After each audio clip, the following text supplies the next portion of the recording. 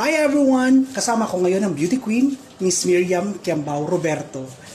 Hello to all the candidates of Miss Universe 2024. Isa lang ma-advise ko sa inyo is that you pray. Pray that God give you wisdom and purpose, a special purpose for having to join this pageant. Alam niyo po, alam kong lahat tayo naghahanda dahil gusto natin na to give our best para mapanalo natin ang corona, lalo na sa isang napaka-prestigious na pageant na to. Pero alam niyo po, pag nag-pray kayo para sa purpose, ang purpose ay beyond the pageant.